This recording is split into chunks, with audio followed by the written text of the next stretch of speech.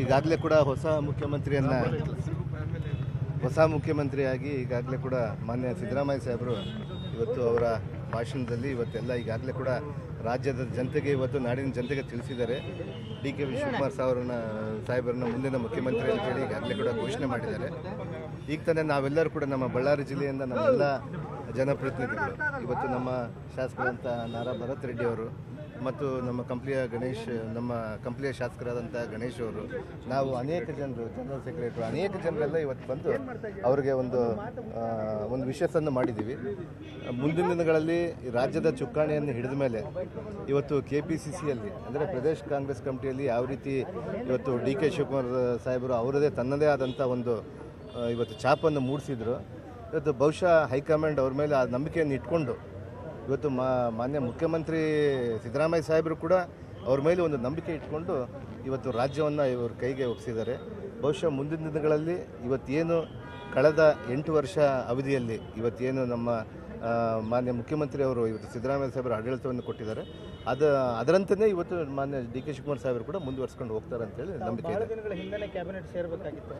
DK Shivakumar ಅವರ ಸಂಪುಟದಲ್ಲಿ ಸಚಿವರಾಗ್ತೀರಾ, ಬಳ್ಳಾರಿ ಉಸ್ತುವಾರಿ ಮತ್ತೆ ಈಗಾಗಲೇ ಕೂಡ ಸಚಿವ ಸಂಪುಟವನ್ನೆಲ್ಲ ತೀರ್ಮಾನ ಮಾಡೋದು ಇವತ್ತು ಮಾನ್ಯ ನಮ್ಮ ಮುಖ್ಯಮಂತ್ರಿ ಸಿದ್ದರಾಮಯ್ಯ ಸಾಹೇಬರು, DK ಶಿವಕುಮಾರ್ ಸಾಹೇಬರು ಮತ್ತು ನಮ್ಮ ಹೈಕಮಾಂಡ್, ಮುಖ್ಯವಾಗಿ ಹೈಕಮಾಂಡ್ ಇವತ್ತು ಜಿಲ್ಲೆಯ ಪ್ರಾತಿನಿಧ್ಯ ಯಾವ ರೀತಿ ಕೊಡಬೇಕು, ಯಾವ್ಯಾವ ಜಿಲ್ಲೆಗೆ ಯಾವ ರೀಸನ್ಗೆ ಯಾರನ್ನು ಮಾಡಬೇಕಂತೇಳಿ ಈಗಾಗಲೇ ಕೂಡ ಹೈಕಮಾಂಡ್ ಅವರೆಲ್ಲ ತೊಗೊಂಡಿದ್ದಾರೆ. ನಿರೀಕ್ಷೆಯಲ್ಲಿ ಇದ್ದೀವಿ. ಇವತ್ತು ಹೈಕಮಾಂಡ್ ಯಾವ ರೀತಿ ತಾವು ಆಕಾಂಕ್ಷಿನ ಅಂತ ಅನ್ನೇ ಅಂತಲ್ಲ, ಈಗಾಗಲೇ ಕೂಡ ಕಳೆದ ಬಾರಿ ನಾನು ಮಂತ್ರಿ ಆದಾಗ 1 ವರ್ಷದ ಮಂತ್ರಿ ಆದಮೇಲೆ ಬೇರೆ ಬೇರೆ ಕಾರಣಗಳಿಂದ ನಾನು ಈಗಾಗಲೇ ಕೂಡ ರಾಜೀನಾಮೆಯನ್ನು ಕೊಟ್ಟಿದ್ದೆ. ಇವತ್ತು ನಿರೀಕ್ಷೆಯಲ್ಲಿ ಇದ್ದೀವಿ ನಾವೆಲ್ಲರೂ ಕೂಡ, ನಮ್ಮ ಬಳ್ಳಾರಿ ಜಿಲ್ಲೆಯಿಂದ ಶಾಸಕರೆಲ್ಲರೂ ಒಟ್ಟಾಗಿ ನಾವೆಲ್ಲ ಇದ್ದೀವಿ. ಹೈಕಮಾಂಡ್ ಏನು ತೀರ್ಮಾನ ತಗೊಳ್ಳುತ್ತೋ ಅದಕ್ಕೆ ಬದ್ಧವಾಗಿರ್ತೀವಿ ನಾವು. DK ಶಿವಕುಮಾರ್ ಅವ್ರನ್ನ ಭೇಟಿಯಾಗಿದ್ವಿ, ಅವ್ರ ಪರಮಾಪ್ತರು.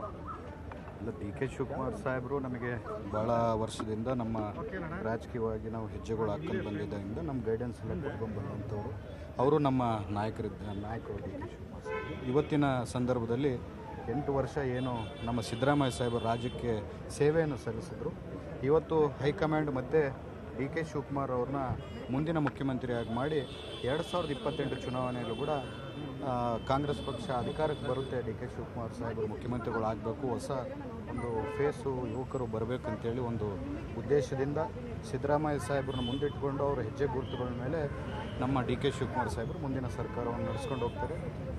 ಮುಂಬರುವಂಥ ದಿನಮಾನದಲ್ಲಿ ಕರ್ನಾಟಕದಲ್ಲಿ ಭಾಳಷ್ಟು ಅಭಿವೃದ್ಧಿ ಕಾಣುತ್ತೆ, ನಮ್ಮ ಜಿಲ್ಲೆಗಳು ಕೂಡ ಭಾಳಷ್ಟು ಅಭಿವೃದ್ಧಿ ಕಾಣುತ್ತೆ ಅಂತ ಹೇಳಿ ಮುಂದೆ ಕ್ಯಾಬಿನೆಟ್ ಆಗುತ್ತೆ ಅನ್ನೋ ಮಾತಿರುವಂಥದ್ದು, ಹೊಸಬರಿಗೂ ಸಹ ಅವಕಾಶ ಕೊಡಬೇಕು ಅನ್ನೋ ಬೇಡಿಕೆ ಇರುವಂಥದ್ದು, ತಾವು ಸಹ ಆಕಾಂಕ್ಷಿ ಇರುವಂಥವ್ರು, ಏನು ಹೇಳ್ತೀರಿ? ಇಲ್ಲ, ನಾನು ಯಾವತ್ತೂ ಆಕಾಂಕ್ಷಿ ಇಲ್ಲ. ನಮ್ಮ ಜಿಲ್ಲೆ ಪರವಾಗಿ ಯಾವತ್ತು ಬಂದರೂ ಕೂಡ ನಾವು ನಾಗೇಂದ್ರಣ್ಣವ್ರಿಗೆ, ನಾವು ನಮ್ಮ ಜಿಲ್ಲೆಯ ಶಾಸಕರೆಲ್ಲರೂ ಕೇಳಿದ್ದಂಥದ್ದು, ಇವತ್ತು ಕೂಡ ನಾವು ನಾಗೇಂದ್ರಣ್ಣನ ಪರವಾಗಿ ನಾವು ಕೇಳ್ತಿರೋದು. ಯುವಕರಿಗೆ ಆದ್ಯತೆ ಸಿಗುತ್ತೆ ಕ್ಯಾಬಿನೆಟಲ್ಲಿ, DK ಶಿವಕುಮಾರ್ ಅವ್ರ ಕ್ಯಾಬಿನೆಟಲ್ಲಿ?